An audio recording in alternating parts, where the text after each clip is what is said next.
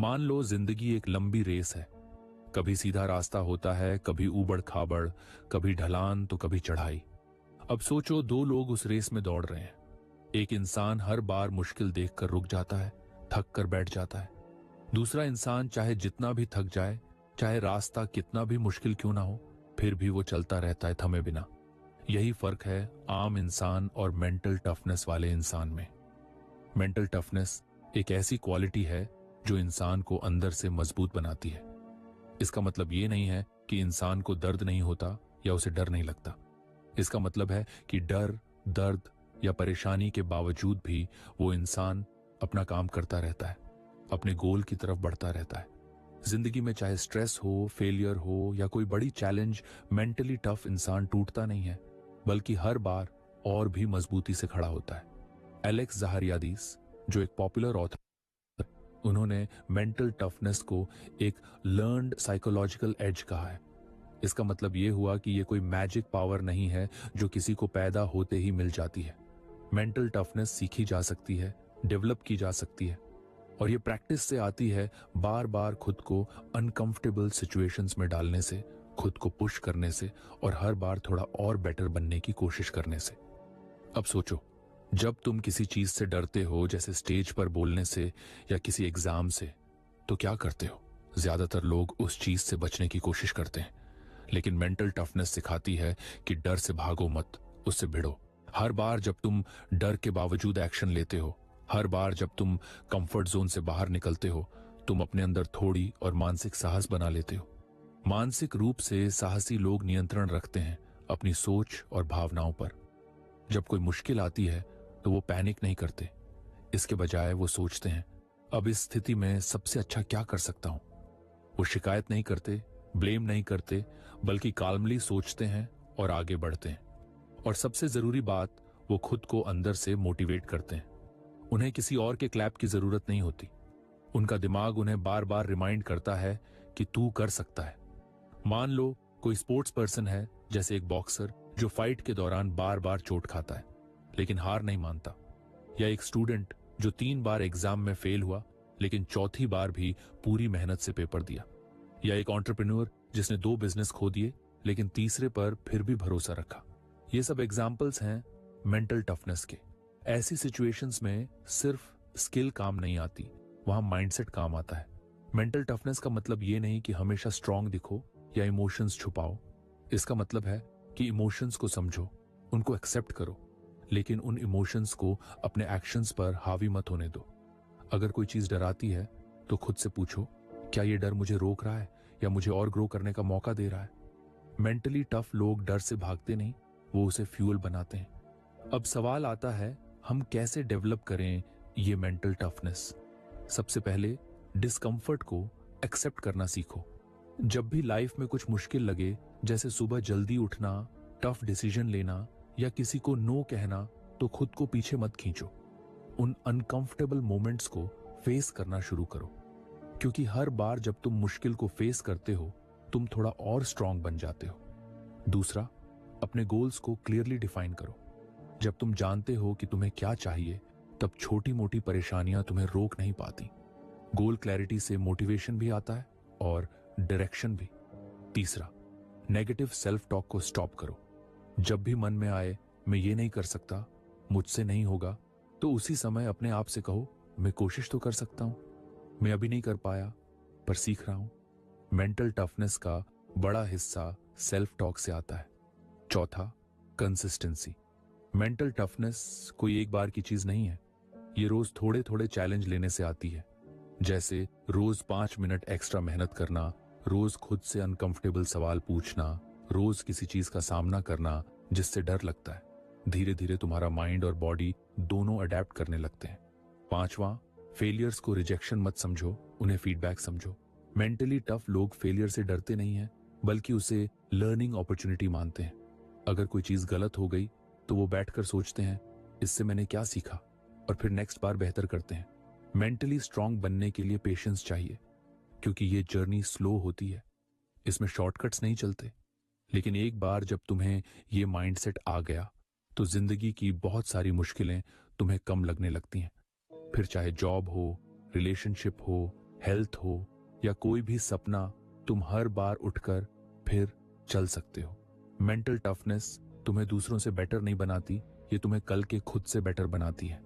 ये तुम्हें सिखाती है कि केओस में भी काल्म कैसे रहा जाए, स्ट्रेस में भी स्माइल कैसे रखी जाए, और सबसे बड़ी बात, फेलियर में भी फेथ कैसे बचाया जाए।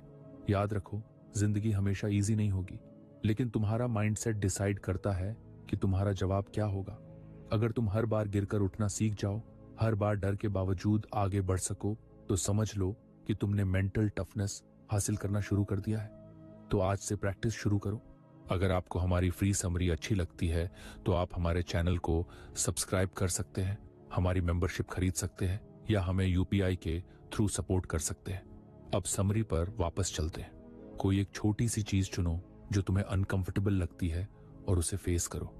खुद से एक ऑनेस्ट बातचीत करो, मैं कौन सा डर अवॉइड कर रहा हूं, और फिर उस डर से एक कदम आगे बढ़ो। क्योंकि मेंटल टफनेस वही नहीं जो दिखती है। मेंटल टफनेस वो होती है जो तुम तब भी करते हो जब कोई देख नहीं रहा, ताकि जब जिंदगी दोबारा तुम्हें किसी मुश्किल मोड़ पर लाकर खड़ा करे तो तुम मुस्कुराकर कह सको, मैं तैयार हूं। हर इंसान चाहता है कि वो मेंटली स्ट्रांग बने, टफ बने, ऐसा इंसान बने जो मुश्किलों के सामने कभी ना झुके। लेकिन सवाल ये उठता है कि आखिर वो ताकत आती कहां से है? क्या कुछ लोग जन्म से ही स्ट्रांग होते हैं? क्या वो लोग लकी होते हैं? नहीं, ऐसा बिल्कुल नहीं है। मेंटली टफ बनने के पीछे कुछ कोर कंपोनेंट्स होते हैं, जैसे discipline, confidence, emotional regulation, persistence और फोकस। और सबसे खास बात, ये सब क्वालिटीज कोई पैदा होते ही नहीं आती। ये बनती हैं प्रैक्टिस से, हर दिन की कोशिशों से। मान लो कि तुम्हारे पास एक खेत है। अगर तुम उस खेत की ठीक से देखभाल नहीं करोगे, उसमें बीज नहीं डालोगे, पानी नहीं दोगे, समय पर निराई गुड़ाई नहीं करोगे, तो उसमें कुछ नहीं उगेगा। लेकिन अगर तुम रोज थोड़ी मेहनत करो, धैर्य रखो, तो वहीं खेत कुछ महीनों बाद हरे भरे पौधों से भर जाएगा। ठीक उसी तरह ये कोर क्वालिटीज भी हमारी जिंदगी के खेत में उगाई जाती हैं। Discipline, confidence, emotional control, persistence और फोकस, ये सब हम रोज की मेहनत से डेवलप करते हैं। डिसिप्लिन एक ऐसा स्किल है जो हर बड़े गोल की पहली सीढ़ी है। बिना डिसिप्लिन के कोई भी इंसान कंसिस्टेंट नहीं रह सकता, और बिना कंसिस्टेंसी के कोई भी सक्सेस नहीं मिलती। डिसिप्लिन का मतलब ये नहीं है कि हमेशा स्ट्रिक्ट रहो या हर वक्त काम में लगे रहो। इसका मतलब है कि जब तुम्हारा मन न भी करे, तब भी तुम सही चीज चुनो। सुबह जल्दी उठना हो, वर्कआउट करना हो, पढ़ाई करनी हो या किसी डिस्ट्रैक्शन से दूर रहना हो, ये सब डिसिप्लिन के एग्जाम्पल्स हैं। शुरुआत में थोड़ा मुश्किल लगता है, लेकिन जब ये हैबिट बन जाती है तो यही चीज तुम्हें बाकी सबसे आगे कर देती है। कॉन्फिडेंस एक और जरूरी हिस्सा है मेंटल स्ट्रेंथ का, लेकिन कॉन्फिडेंस कोई मैजिक ट्रिक नहीं है। ये आता है एक्शन से, एक्सपीरियंस से और खुद पर भरोसा बनाने से। जब तुम बार बार छोटी छोटी विंस अपने लिए क्रिएट करते हो, जब तुम डर के बावजूद कोई काम पूरा करते हो, जब तुम खुद से कहते हो मैं कर सकता हूं, तो धीरे धीरे तुम्हारा कॉन्फिडेंस बढ़ता है। और ये कॉन्फिडेंस तब सबसे ज्यादा काम आता है जब दुनिया तुम्हारे खिलाफ लगती है। कॉन्फिडेंस तुम्हें अपनी वर्थ याद दिलाता है, और तब भी जब कोई और तुम्हें अंडर एस्टिमेट कर रहा हो। इमोशनल रेगुलेशन एक ऐसी स्किल है जो बहुत लोग इग्नोर करते हैं, लेकिन असल में यही सबसे बड़ा डिफरेंस बनाती है। जब कोई तुम्हें गुस्सा दिलाए, कोई हर्टफुल बात कहे या लाइफ किसी ऐसे मोड़ पर ले जाए जहां तुम टूट जाओ, तब तुम अपने इमोशंस को कैसे संभालते हो, ये डिसाइड करता है कि तुम मेंटली स्ट्रांग हो या नहीं। इमोशनल रेगुलेशन का मतलब ये नहीं है कि तुम्हें इमोशंस नहीं आते। इसका मतलब है कि तुम अपने इमोशंस को अंडरस्टैंड करते हो, उन्हें एक्सप्रेस करना सीखते हो, लेकिन अलाउ नहीं करते कि वो तुम्हें कंट्रोल करें। जब तुम ये सीख जाते हो कि गुस्सा या दुख तुम्हारा रिएक्शन नहीं डिसाइड करेगा, तब तुम असली इनर पावर को अनलॉक करते हो। परसिस्टेंस यानी लगातार कोशिश करते रहना, चाहे रास्ता कितना भी मुश्किल क्यों ना हो। ये वो क्वालिटी है जो सक्सेसफुल और अनसक्सेसफुल लोगों के बीच सबसे बड़ा फर्क पैदा करती है। जब कोई चीज पहली बार में सही नहीं होती, जब बार बार असफलता मिलती है, तब यही परसिस्टेंस होती है जो तुम्हें उठाकर फिर से खड़ा करती है। ये कहना आसान है, मुझसे नहीं होगा, अब मैं थक गया। लेकिन परसिस्टेंस वही है जो तुम्हें ये कहने नहीं देती। वो तुम्हें याद दिलाती है, बस एक बार और कोशिश कर, तू हार नहीं मान सकता। और यहीं से असली बदलाव शुरू होता है। फोकस वो क्वालिटी है जो आज की दुनिया में सबसे ज्यादा रेयर होती जा रही है। हर तरफ डिस्ट्रैक्शंस हैं, फोन, सोशल मीडिया, नोटिफिकेशंस और 1000 और चीजें जो हमारा ध्यान भटकाने के लिए तैयार बैठी हैं। लेकिन जो इंसान अपने ध्यान को कंट्रोल करना सीख जाता है, जो एक टाइम पर एक काम पूरा करने की ताकत बना लेता है, वही इंसान सही मायने में आगे निकलता है। फोकस कोई सुपर पावर नहीं है, ये हैबिट है। जब तुम हर दिन डिसाइड करते हो कि आज मैं ये काम पूरा करूंगा चाहे कुछ भी हो जाए, तो तुम अपना फोकस शार्प करना शुरू करते हो। फोकस एक तरह की मेंटल लेंस है जो तुम जिस चीज पर लगाते हो वही ग्रो करने लगती है। अब सोचो कि अगर ये पांचों क्वालिटीज तुम्हारे अंदर धीरे धीरे बिल्ड हो जाएं, डिसिप्लिन तुम्हें सही डायरेक्शन में चलते रहने दे, कॉन्फिडेंस तुम्हें अपने ऊपर भरोसा बनाए रखने दे, इमोशनल रेगुलेशन तुम्हें बैलेंस बनाए रखने दे, परसिस्टेंस तुम्हें हार के बाद फिर से उठने दे, और फोकस तुम्हें डिस्ट्रैक्शन से बचाकर एक रास्ते पर टिके रहने दे, तो क्या तुम किसी भी गोल को अचीव करने से पीछे रह सकते हो? बिल्कुल नहीं। लेकिन यहां यह भी समझना जरूरी है कि ये सब क्वालिटीज एक दिन में नहीं आती। ये सब प्रैक्टिस से आती हैं, रोज की छोटी छोटी कोशिशों से। मान लो तुम आज से डिसिप्लिन प्रैक्टिस करना शुरू करते हो, जैसे सुबह का एक फिक्स्ड रूटीन बनाना या फोन को यूज करने का एक लिमिट तय करना, तो धीरे धीरे तुम्हारा माइंड ट्रेंड होने लगता है। कॉन्फिडेंस बढ़ाने के लिए रोज कुछ ऐसा करना शुरू करो जिससे तुम्हें थोड़ी नर्वसनेस होती हो, जैसे किसी से खुलकर बात करना या कोई नया टास्क लेना। इमोशनल रेगुलेशन के लिए खुद को ऑब्जर्व करो। जब भी कोई इमोशन आता है, उसे रिएक्ट करने से पहले नोटिस करना सीखो। परसिस्टेंस के लिए अपने छोटे छोटे फेलियर से भागना बंद करो, उनसे सीखो और नेक्स्ट स्टेप लो। और फोकस के लिए हर दिन एक टाइम सेट करो जब तुम पूरी तरह डिस्ट्रैक्शन फ्री होकर सिर्फ एक टास्क पर काम करो। थोड़ा वक्त लगेगा, कभी फ्रस्ट्रेशन भी होगा, लेकिन धीरे धीरे तुम देखोगे कि तुम्हारी माइंडसेट बदल रही है। तुम वही इंसान रहोगे, लेकिन तुम में एक नई एनर्जी होगी, एक नई मैच्योरिटी होगी, और सबसे बड़ी बात, तुम खुद पर प्राउड फील करोगे। लाइफ में चैलेंजेस कभी खत्म नहीं होते, कभी रिलेशनशिप में दिक्कत, कभी करियर में स्ट्रेस, कभी हेल्थ में इश्यू। लेकिन अगर तुम्हारे पास ये 5 कोर कंपोनेंट्स हैं, तो तुम हर बार खुद को संभाल लोगे। तुम डरोगे नहीं, भागोगे नहीं, बल्कि काल्मली सोचोगे और स्मार्टली एक्शन लोगे। यही है मेंटल टफनेस की फाउंडेशन, और इसे कोई भी बना सकता है, तुम भी। बस शुरुआत करनी है आज, अभी, इसी वक्त, ताकि जब तुम अगली बार खुद से पूछो क्या मैं टफ हूं, तो जवाब साफ हो, हां, क्योंकि मैंने खुद को बनाया है हर दिन थोड़ा थोड़ा। स्ट्रेस, ये शब्द सुनते ही हम में से ज्यादातर लोग कोई ना कोई सिचुएशन याद करने लगते हैं जो अनकंफर्टेबल थी, जिसने हमें परेशान कर दिया था। हो सकता है किसी डेडलाइन का प्रेशर रहा हो, किसी रिलेशनशिप का कॉन्फ्लिक्ट रहा हो, या फिर अनएक्सपेक्टेड कोई हेल्थ इश्यू।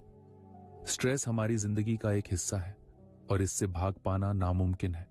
लेकिन असली बात यह है कि हम उस स्ट्रेस के सामने कैसे रिएक्ट करते हैं। यही रिएक्शन डिफाइन करता है कि हम मेंटली स्ट्रांग हैं या नहीं। अच्छी बात यह है कि स्ट्रेस को हैंडल करना कोई इनबॉर्न टैलेंट नहीं है, ये सीखा जा सकता है, और ये किताब कुछ ऐसे ही पावरफुल टूल्स देती है जिससे हम स्ट्रेस के जवाब में मास्टरी हासिल कर सकते हैं।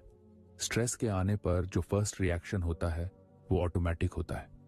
जैसे ही कोई डिफिकल्ट सिचुएशन आती है, हमारा दिमाग फाइट, फ्लाइट या फ्रीज मोड में चला जाता है। दिल तेज धड़कता है, सांसें अनियमित हो जाती हैं, और हमारा लॉजिकल थिंकिंग बंद सा हो जाता है। ये सब कुछ हमारे बॉडी के सर्वाइवल इंस्टिंक्ट के तहत होता है, जो हमें खतरे से बचाने के लिए बना है। लेकिन प्रॉब्लम तब होती है जब ये रिएक्शन छोटे छोटे डेली इश्यूज पर भी ट्रिगर हो जाता है। जैसे किसी का टोन थोड़ा तेज हुआ, कोई ट्रैफिक में हॉर्न बजा दिया, या बॉस ने फीडबैक दे दिया, हम तुरंत डिफेंसिव हो जाते हैं या एंग्शियस फील करने लगते हैं। इस ऑटोमेटिक रिएक्शन को पॉज करना बहुत जरूरी है, ताकि हम अपने रिस्पॉन्स को कॉन्शियसली चूज कर सकें। और यही सीखना स्ट्रेस मास्टरी का पहला स्टेप है। इस किताब में बताया गया है कि कैसे डीप ब्रीदिंग, माइंडफुलनेस और जर्नलिंग जैसे टूल्स हमें ये पॉज बनाने में हेल्प करते हैं।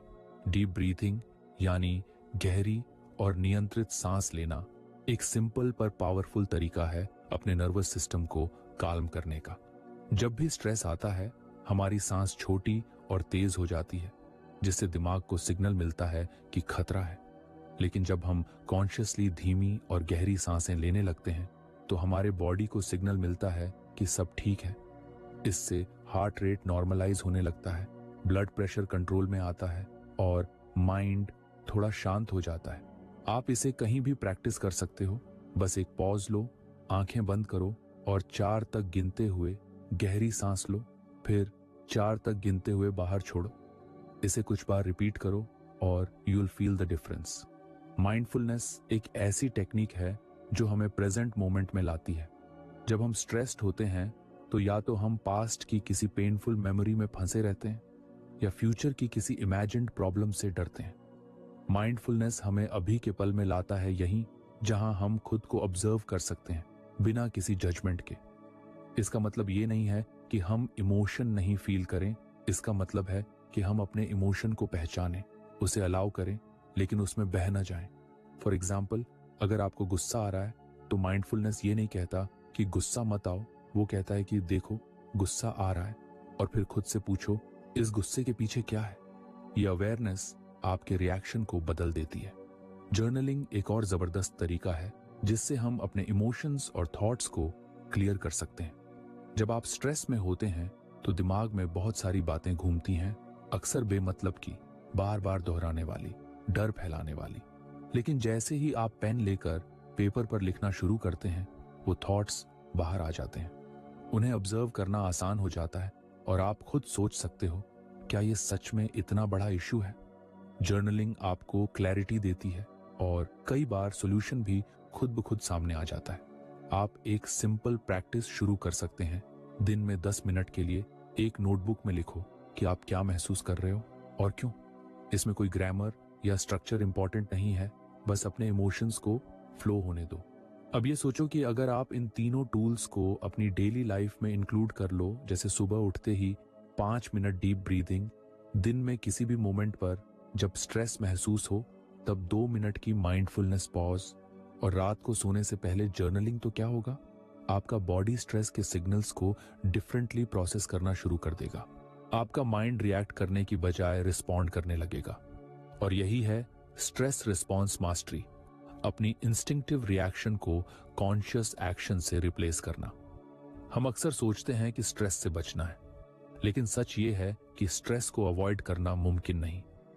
कभी एग्जाम का प्रेशर होगा, कभी कोई फैमिली इशू, कभी जॉब इनसिक्योरिटी, कभी फाइनेंशियल डर।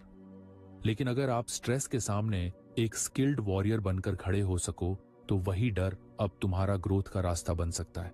मान लो एक एग्जाम्पल, आप ऑफिस में हो और बॉस अचानक कोई अर्जेंट टास्क दे देते हैं जो पहले से ही लोडेड स्केड्यूल में ऐड हो जाता है। आपका माइंड तुरंत पैनिक कर सकता है, अब कैसे होगा, इतना सब कैसे मैनेज करूं। लेकिन अगर आप उस मोमेंट पर 1 मिनट की डीप ब्रीदिंग करो, फिर अपने थॉट को ऑब्जर्व करो, मैं क्यों डर रहा हूं, क्या सच में ये इम्पॉसिबल है, तो शायद आप काल्मली अपनी प्रायोरिटीज सेट कर पाओ। फिर आप जर्नल में लिख सकते हो, आज का चैलेंज क्या था, मैंने कैसे रिस्पॉन्स किया। और ऐसे हर दिन का प्रैक्टिस आपको और ज्यादा ग्राउंडेड, क्लियर और कॉन्फिडेंट बनाता जाएगा। स्ट्रेस को हैंडल करना एक आर्ट है और ये किताब बताती है कि ये आर्ट सब सीख सकते हैं। इसमें कोई कॉम्प्लिकेटेड थ्योरी नहीं है, सिर्फ रोजमर्रा के सिंपल प्रैक्टिसेस हैं जो हमें पॉज लेना सिखाते हैं। और उस पॉज में ही पावर होती है, क्योंकि वहीं से हमारा रियल रिस्पॉन्स निकलता है। वही हमें रिएक्टिव इंसान से रिस्पॉन्सिव इंसान बनाता है। जो इंसान स्ट्रेस के आने पर घबराता नहीं, बल्कि थोड़ी देर ठहर कर सोचता है, ऑब्जर्व करता है और फिर एक्ट करता है, वही इंसान मुश्किल हालातों में भी खुद को संभाल लेता है। और यही कैपेबिलिटी है जो हर स्ट्रांग और सक्सेसफुल इंसान के अंदर होती है। वो भी कभी इसी जर्नी से गुजरा है, छोटी छोटी प्रैक्टिसेस से, रोज थोड़ी थोड़ी अवेयरनेस से। तो अगली बार जब स्ट्रेस आए, भागना मत, बस थोड़ा रुक जाओ, गहरी सांस लो, ऑब्जर्व करो और फिर एक ऐसा स्टेप लो जो तुम्हें प्राउड फील कराए। क्योंकि स्ट्रेस मास्टर करना पॉसिबल है अगर तुम रेडी हो उस मोमेंट को पकड़ने के लिए। हम सभी अपनी लाइफ में कंफर्ट चाहते हैं, आराम, सुविधा, एक ऐसा जोन जिसमें कुछ भी अनप्रिडिक्टेबल या चैलेंजिंग ना हो। लेकिन सच यही है कि लाइफ कभी भी पूरी तरह कंफर्टेबल नहीं होती। कभी ना कभी कुछ ऐसा हो ही जाता है जो हमें परेशान करता है, अनकंफर्टेबल करता है और अंदर से हिला देता है। तब हमें लगता है कि काश हम थोड़े और स्ट्रांग होते, थोड़ा और समझदारी से डील कर पाते उस टफ मोमेंट को। लेकिन क्या आपने कभी सोचा है कि उस इमोशनल और मेंटल स्ट्रेंथ को डेवलप किया जा सकता है, वो भी हर दिन थोड़ा डिस्कंफर्ट फेस करके? डिस्कम्फर्ट ये सुनते ही हमें डर लगता है, क्योंकि हमारा ब्रेन नेचुरली पेन या डिस्कम्फर्ट से दूर भागता है। लेकिन ये किताब बताती है कि डिस्कम्फर्ट कोई दुश्मन नहीं है। असल में ये आपका सबसे बड़ा टीचर बन सकता है अगर आप उसे एक्सेप्ट करना सीख जाओ। जब आप खुद को छोटी छोटी अनकंफर्टेबल चीजों से एक्सपोज करते हो तो आप अपने ब्रेन को सिग्नल देते हो कि देखो, मैं मुश्किलों से नहीं डरता। और ऐसा करते करते आपकी ब्रेन की कैपेसिटी बढ़ती जाती है स्ट्रेस हैंडल करने की, केओस में काल्म रहने की और इमोशनल ब्रेकडाउन से बचने की। मान लो आप रोज सुबह उठकर ठंडे पानी से नहाते हो, जबकि आपके अंदर की हर नर्व आपको कहती है कि गर्म पानी खोलो, लेकिन आप फिर भी ठंडे पानी से नहाते हो। ये छोटा एक्ट लग सकता है, पर इससे आपका ब्रेन सीखता है कि डिस्कम्फर्ट भी टाला नहीं जाएगा, बल्कि फेस किया जाएगा। ये एक सिग्नल है कि आप कंट्रोल में हो, ना कि आपकी फीलिंग्स। ऐसे ही रोज किसी ऐसे काम को करना जो थोड़ा अनकंफर्टेबल हो, जैसे 5 मिनट एक्स्ट्रा वॉक करना, फोन दूर रखकर 30 मिनट अकेले बैठना, किसी स्ट्रेंजर से स्मॉल टॉक करना या किसी पुराने फ्रेंड से डिफिकल्ट कॉन्वर्सेशन शुरू करना, ये सब आपकी इनर स्ट्रेंथ को क्वाइटली बिल्ड करते हैं। क्यों? क्योंकि जब आप खुद को छोटी डिस्कम्फर्ट्स के लिए ट्रेन करते हो तो बड़ी प्रॉब्लम्स आपको उतनी स्कैरी नहीं लगती। आपके अंदर रेजिलियंस डेवलप होती है, वो क्वालिटी जो आपको टूटने से बचाती है। और ये कोई थ्योरी नहीं है, साइंस भी यही कहता है। जब हम डिस्कम्फर्ट फेस करते हैं तो ब्रेन में नए न्यूरल पाथवेज बनते हैं, यानी आपकी सोचने, समझने और रिस्पॉन्ड करने की कैपेसिटी लिटरली ग्रो करती है। अब सोचो, अगर कोई इंसान हर दिन खुद को थोड़ा पुश करता है, like waking up 30 minutes early, एक नया स्किल सीखना जो मुश्किल लगती है, या हर दिन 10 मिनट अनकंफर्टेबल साइलेंस में बैठना, तो 1 साल में वो कितना मेंटली टफ बन जाएगा। उसके लिए जॉब की स्ट्रेस, रिलेशनशिप की कॉम्प्लेक्सिटी या लाइफ की अनसर्टेनिटी उतनी स्केरी नहीं रहेंगी। वो पैनिक नहीं करेगा, बल्कि काल्मली सोचेगा, प्लान बनाएगा और एक्शन लेगा। ये डिस्कम्फर्ट का ट्रेनिंग प्रोसेस थोड़ा पेनफुल लग सकता है, लेकिन इसमें मजा भी है, क्योंकि हर बार जब आप अपने अंदर की किसी लिमिटेशन को क्रॉस करते हो तो एक नया कॉन्फिडेंस पैदा होता है। जैसे जिम में आप हल्के वेट्स से शुरू करते हो, फिर हैवी उठाने लगते हो, वैसे ही माइंड भी डिस्कम्फर्ट को धीरे धीरे अब्सॉर्ब करना सीखता है। डिस्कम्फर्ट ट्रेनिंग का मतलब ये नहीं है कि आप खुद को टॉर्चर करो। इसका मतलब है कि आप कंफर्ट जोन से थोड़ा बाहर जाओ, थोड़ा एज पर चलो। जैसे अगर आप नॉर्मली एलिवेटर से जाते हो तो एक दिन स्टेयर्स लो। अगर आप नॉर्मली आर्ग्यूमेंट्स अवॉइड करते हो तो एक दिन रिस्पेक्टफुली अपनी बात कहो। ये सब डिस्कम्फर्ट के छोटे डोसेस हैं, पर लॉन्ग टर्म में इसका असर बहुत गहरा होता है। मान लो आपके सामने एक बड़ा चैलेंज आता है, जैसे कोई करियर डिसीजन, कोई पेनफुल लॉस या कोई फाइनेंशियल ट्रबल। अब अगर आपने खुद को पहले से डिस्कम्फर्ट फेस करने की आदत दी हुई है तो आप उस मोमेंट में पैनिक नहीं करोगे। आप रुक कर सोचोगे, मैं इससे लड़ सकता हूं, मैंने पहले भी डिस्कम्फर्ट फेस किया है। और यहीं से आपका ब्रेन एक्टिवेटेड रहता है, डर में फ्रीज नहीं होता। कई बार हम सोचते हैं कि हमें स्ट्रेस से बचना चाहिए, लेकिन सच तो यह है कि स्ट्रेस से बचना नहीं, बल्कि उससे स्ट्रांग होना जरूरी है। और वो स्ट्रेंथ सिर्फ तब आती है जब आप अपने कंफर्ट जोन को चैलेंज करते हो, जब आप जानबूझकर ऐसी चीजें करते हो जो इजी नहीं है पर ग्रोथ से भरी होती हैं। एक और फायदा होता है डिस्कम्फर्ट ट्रेनिंग का, आपका सेल्फ टॉक बदल जाता है। पहले आप सोचते थे, मुझे ये नहीं आता, मैं डरता हूं, मैं फेल हो जाऊंगा। लेकिन अब आप सोचते हो, मैं ट्राई कर सकता हूं, मैं अनकंफर्टेबल फील कर सकता हूं और फिर भी एक्शन ले सकता हूं। ये शिफ्ट ही आपकी लाइफ चेंज कर देती है। आप खुद को ये चैलेंज दे सकते हो, हर हफ्ते एक नया डिस्कम्फर्ट चूज करो। हो सकता है वो किसी से सॉरी बोलना हो, किसी पब्लिक इवेंट में अकेले जाना हो, या सुबह जल्दी उठकर 1 घंटे बिना फोन के बैठना हो। जो भी हो, वो आपको थोड़ा परेशान करेगा, बट वही डिस्कम्फर्ट आपको ग्रो करेगा। जो लोग सक्सेस अचीव करते हैं वो मैजिकल पावर्स नहीं रखते। उनके पास बस ये हैबिट होती है डिलिबरेटली डिस्कम्फर्ट चूज करने की, और फिर उससे डरने की बजाय उससे दोस्ती करने की। यही मेंटल टफनेस की असली पहचान है। तो अब से जब भी आपको कोई अनकंफर्टेबल चीज दिखे, भागो मत, उसे एक ट्रेनिंग अपॉर्चुनिटी समझो। वो डिस्कम्फर्ट ही आपके अंदर की स्ट्रेंथ को बाहर लाने का रास्ता है। क्योंकि असली पावर तब आती है जब आप खुद को चैलेंज करने लगते हो, खुद से अनकंफर्टेबल बातें करने लगते हो और हर दिन थोड़ा थोड़ा डिस्कम्फर्ट अपनी लाइफ में एक्सेप्ट करने लगते हो। धीरे धीरे वही डिस्कम्फर्ट आपकी ताकत बन जाता है। कई बार हमारी लाइफ में ऐसा होता है कि हम किसी बात पर अचानक रिएक्ट कर देते हैं, गुस्से में कुछ बोल जाते हैं, डर के मारे कोई जरूरी फैसला नहीं ले पाते, या दुख में इतना डूब जाते हैं कि हमें खुद समझ नहीं आता कि हम ऐसा क्यों कर रहे हैं। बाद में सोचते हैं, काश उस वक्त थोड़ा सोच लिया होता। लेकिन उस मोमेंट में हमारे इमोशंस हमें कंट्रोल कर रहे होते हैं, ना कि हम उन्हें। यहीं पर आता है एक बहुत ही जरूरी skill, emotional intelligence. Emotional intelligence यानी अपने इमोशंस को समझना, दूसरों के इमोशंस को पहचानना और इस अवेयरनेस के साथ कॉन्शियसली रिस्पॉन्ड करना, ना कि ऑटोमेटिकली रिएक्ट करना। ये कोई किताबों में पढ़ने वाली थ्योरी नहीं है। ये एक ऐसा हुनर है जो आपकी रिलेशनशिप्स, डिसीजंस और पूरी लाइफ को बदल सकता है। मान लो आप किसी से बात कर रहे हो और अचानक वो आपको टोक देता है, आपको गुस्सा आता है, आपका दिल करता है कि तुरंत जवाब दो, कुछ ताना मारो या बहस शुरू कर दो। लेकिन अगर उस मोमेंट में आप रुककर सोच सको कि मुझे गुस्सा क्यों आ रहा है, क्या ये मेरा ईगो हर्ट हो रहा है, क्या सामने वाला सच में कुछ गलत कह रहा है या बस मेरी टोन को नहीं समझ पाया, तो आप रिएक्ट करने की जगह रिस्पॉन्ड करोगे और शायद कैलमली बात कर पाओगे। यही इमोशनल इंटेलिजेंस है। हमारे इमोशंस कई बार इतने तेज होते हैं कि वो हमारे सोचने समझने की पावर को दबा देते हैं। पर जब हम अपने इमोशंस को समझना सीख जाते हैं, क्यों आ रहे हैं, कब ट्रिगर हो रहे हैं, कौन से पैटर्न बार बार रिपीट हो रहे हैं, तो हम धीरे धीरे उनके मास्टर बन जाते हैं। इमोशंस खुद में गलत नहीं है। गुस्सा, दुख, डर, ये सब नेचुरल है। लेकिन अगर हम इन्हें ऑब्जर्व करना सीख जाएं, तो ये हमारी ताकत बन सकते हैं। मान लो आप किसी प्रोजेक्ट पर काम कर रहे हो और बार बार फियर ऑफ फेलियर आ रहा है।